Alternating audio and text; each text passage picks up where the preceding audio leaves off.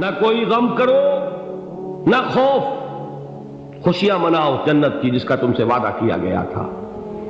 اللہ کی ربوبیت پر اطمینان جب انسان کو ہو جاتا، میرا رب اللہ ہے، ربی اللہ، انسان کے لیے نہ کوئی کھٹکا، نہ کوئی خطرہ، نہ کوئی خوف، نہ کوئی حزن۔ جو کچھ ہو رہا ہے کس کے اذن سے ہو رہا ہے؟ اللہ کے اذن سے۔ اللہ کے اذن کے بغیر پتہ تک نہیں ہلتا۔ یہ کوئی اندھا بہرا مادہ نہیں ہے جس سے مجھے کوئی خوف ہو۔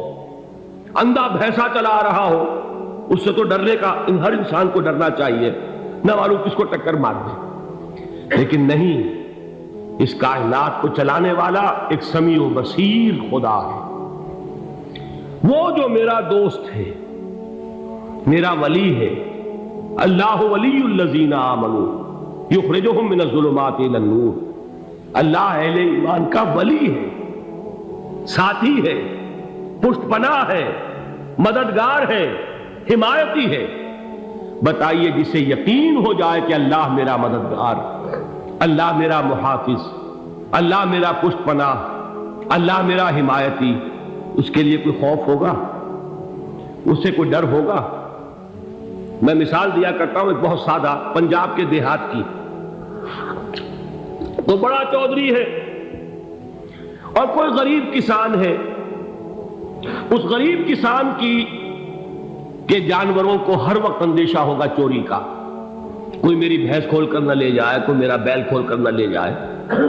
لیکن جس کے بارے میں یہ سب کو معلوم ہو کہ وہ جو بڑا چودھری ہے وہ اس کا دوست ہے، اس کی بچیا کو کوئی خوف ہوگا؟ اس کی بھینس پر کوئی ہاتھ ڈالے گا؟ اسے کوئی اندیشہ ہوگا؟ نہیں۔ کیوں؟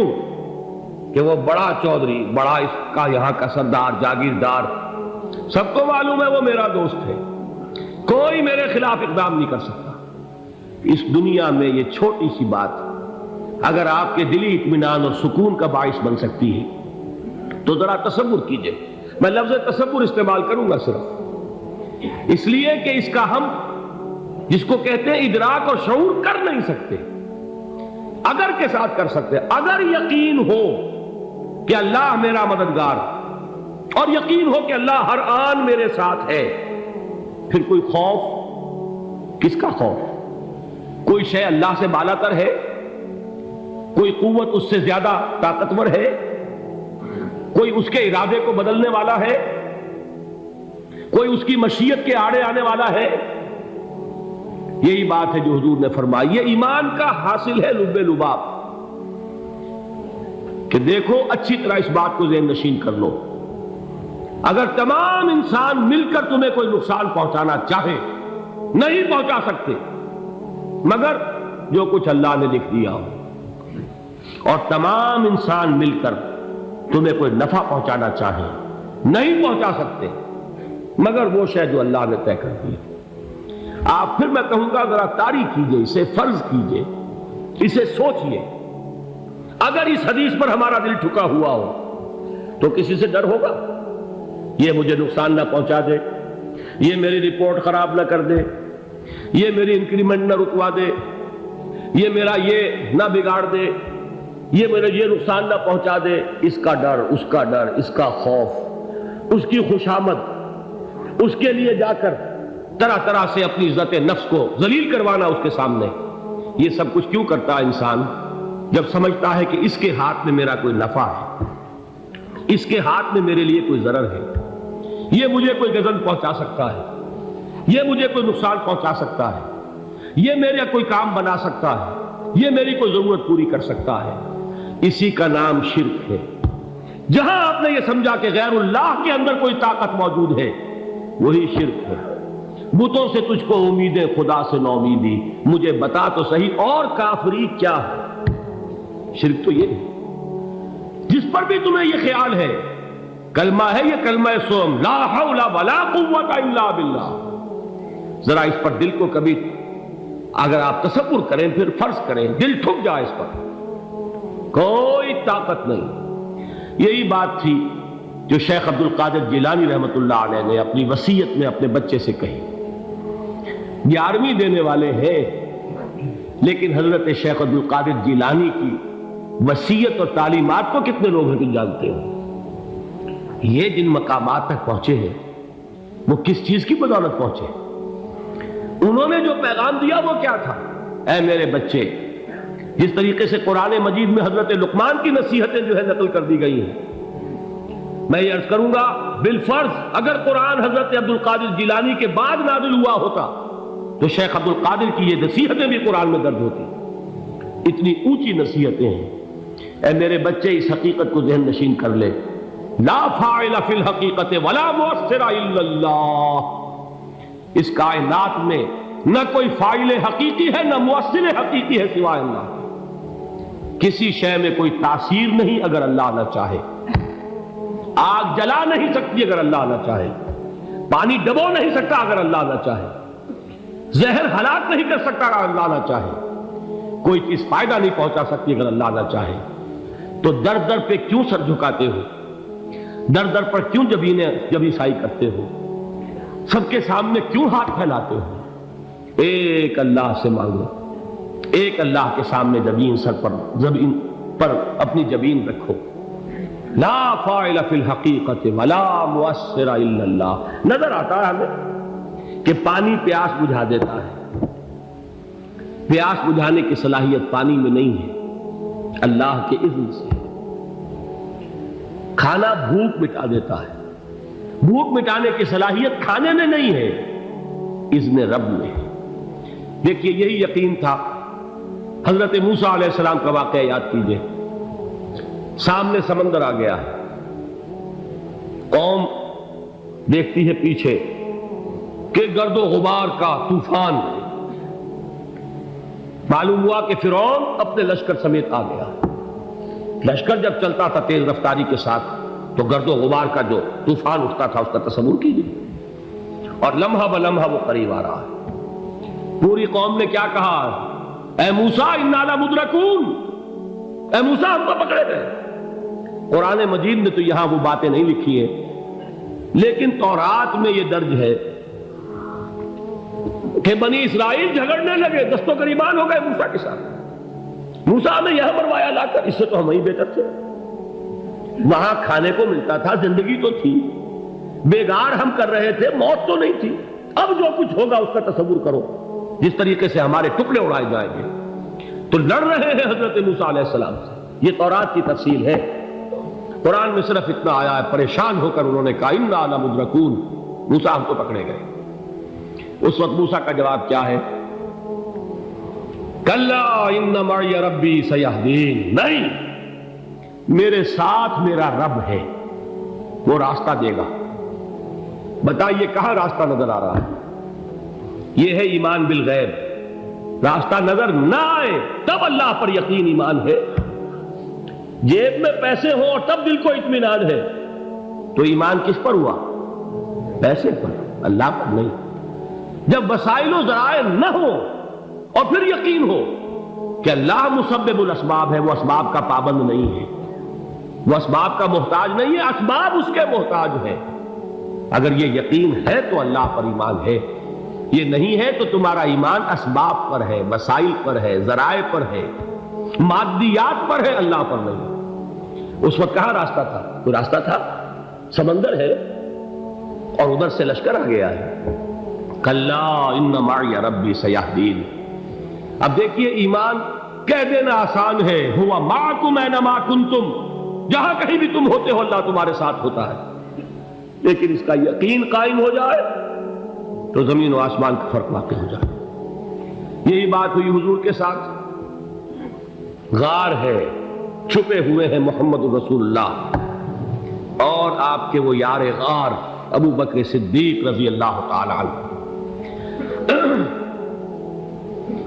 اقبال نے حضرت ابو بکر کی شان میں چند اشعار کہے صرف، لیکن واقعہ یہ ہے کہ بھاری بھاری نظموں پر اور قصیدوں پر بھاری ہے، طویل ترین نظمیں اور قصیدے ہوں ان پر بھاری ہے۔ ہمتیں ابو بکر کی ہمت جو ہے، کشت ملت را چوں ابر، جیسے بارش سے کھیتی اپجتی ہے، ابو بکر کی ہمت اور عزیمت اس امت کو اسی طرح سینچنے والی ہے۔ ثانیے اسلام و غار و بدر و قبر، وہ دوسرے تھے اسلام میں، دوسرے پہلے کون تھے؟ انا اول المومنین، حضور فرماتے سب سے پہلا ایمان لانے والا میں، دوسرے ابو بکر۔ ویسے ہمارے ہاں یہ چلتا ہے اختلاف، حضرت علی پہلے ہیں کہ حضرت ابو بکر پہلے ہیں، لیکن اس میں بڑی خوبصورت تطبیق قائم کی ہے علماء نے، اور بہت صحیح ہے۔ چار کے بارے میں فیصلہ ہی مت کرو کہ کون پہلے، ان کی ایک عجیب تقسیم کر دی ہے۔ آزاد مردوں میں، بالغ مردوں میں سب سے پہلے ابو بکر، بچوں میں سب سے پہلے علی، خواتین میں سب سے پہلے خدیجہ، اور غلاموں میں سب سے پہلے زید بن حارثہ۔ بڑی پیاری تقسیم ہے، یہ چاروں ہی پہلے ہیں، ہر ایک کے لیے اولیت ہے۔ اور واقعہ یہ ہے کہ اگر زمانی اعتبار سے تعین ہوگا تو پہلے خدیجۃ الکبریٰ آئیں گی رضی اللہ تعالی عنہ، کسی اور سے بات کرنے کی نوبت بعد میں آ سکتی ہے، پہلے تو اہلیہ محترمہ سے بات ہوئی، آتے ہی پہلی وحی ہوئی ہے، ابھی تبلیغ کا حکم نہیں تھا۔ کس کو بتایا واقعہ؟ ابھی اپنی نبوت کی تبلیغ کا تو حکم ہی نہیں آیا، واقعہ کس کا ہے؟ وہ خدیجہ کا ہے۔ جب کہا ہے کہ خشیت علی نفسی، مجھے اپنی جان کا اندیشہ ہے، تو کیا جواب دیا خدیجہ نے رضی اللہ تعالی عنہا؟ وہ صدیقۃ الکبریٰ ہے، صدیقات جو ہے خواتین ان میں چوٹی پر خدیجۃ الکبریٰ ہے رضی اللہ تعالی عنہا، اور صدیق جو مرد ہیں ان میں صدیق اکبر ہے ابو بکر صدیق رضی اللہ تعالی عنہ، لیکن صدیقات میں چوٹی پر۔ جب حضور نے فرمایا خشیت علی نفسی، کیا فرمایا، کیا عرض کیا، کیسے تسلی دی؟ نہیں نہیں، اللہ آپ کو ضائع نہیں کرے گا، آپ غریبوں کے ہمدرد ہیں، آپ مساکین کے تکالیف رفع کرنے والے ہیں، آپ بیواؤں کی سرپرستی کرتے ہیں، آپ مسافروں کی خدمت کرتے ہیں، اللہ آپ کو ضائع نہیں کرے گا۔ یہ یقین ہے اس خاتون کے اندر۔ خیر وہ ایک علیحدہ بات ہو جائے گی۔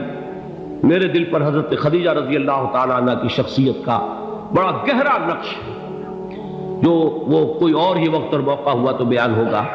بہرحال اقبال نے ایک مصرے میں جو چار اولیتیں جمع کر دی ہیں، ہمتیں او کشت امت را چو ابر، ثانی اسلام و غار و بدر و قبر۔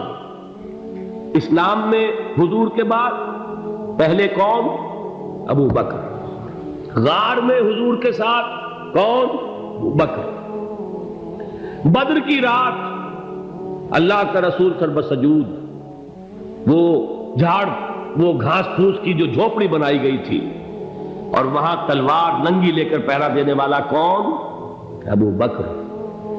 اور اس حجرہ عائشہ میں محمد کے بعد سب سے پہلے دفن ہونے والا کون؟ ابو بکر رضی اللہ تعالی عنہ وصلی اللہ علیہ وسلم۔ وہ جو معاملہ میں سنا رہا تھا غار ثور کا، حضرت ابو بکر بھی حضور کے خیال سے لرز گئے ہیں۔ آپ کو یاد ہوگا کہ جا کر پہلے تمام جتنے سوراخ تھے انہیں بند کیا ہے، ایک سوراخ رہ گیا تھا جس کو بند کرنے کے لیے کوئی کپڑا نہیں تھا، وہاں اپنی ایڑی رکھی ہے، تب کہا ہے حضور سے تشریف لائیے، اور اپنے زانو پر حضور کو لٹایا ہے، اور وہاں کسی موذی جانور نے کاٹا ہے، حضور کی آنکھ لگ گئی تھی، اس وقت اس بل کے اندر جو بھی بچھو ہے کیا ہے واللہ عالم، اس نے کاٹا ہے، اس کی تکلیف کی وجہ سے ابو بکر کی آنکھوں سے آنسو ٹپک گئے، حضور کے چہرے مبارک پر پڑے ہیں، تو حضور جاگے ہیں، معاملہ کیا ہے؟ ایڑی نہیں ہٹائی وہاں سے، مبادا وہ جانور وہاں سے نکل کر محمد الرسول اللہ کو کوئی گزن پہنچا دے، ابو بکر کی ایڑی ہے، جس طرح چاہے کھا لے، ختم کر دے، جان نکل جائے تب کوئی آنچ آئے، محمد پر تو آئے، لیکن جیتے جی نہیں۔ وہ ہے ابو بکر۔ حضور کے خیال سے اس وقت حضور نے پھر اپنا لعاب دہن لگایا ہے، اور اس سے پھر آپ کی تکلیف ختم ہوئی۔ جیسے خیبر میں حضرت علی کی آنکھ دکھ رہی تھی، اس کو جو شفا حاصل ہوئی ہے وہ بھی حضور کے لعاب دہن سے ہوئی۔ تو بہرحال اس وقت انہوں نے کہا ہے کہ اے نبی یا رسول اللہ، اگر اس وقت ان میں سے کسی نے غیر ارادی طور پر بھی اپنے قدموں کی طرف جھانک لیا تو پکڑے جائیں گے، کیا جواب تھا اللہ کے رسول کا؟ لا تحزن ان اللہ معنا، اللہ ہمارے ساتھ ہے، کیوں گھبراتے ہو ابو بکر؟ یہ ہے ایمان باللہ، میرا مالک اللہ، میرا رازق اللہ، میرا محافظ اللہ، میرا مددگار اللہ، میرا پشت پناہ اللہ، میرا دوست اللہ۔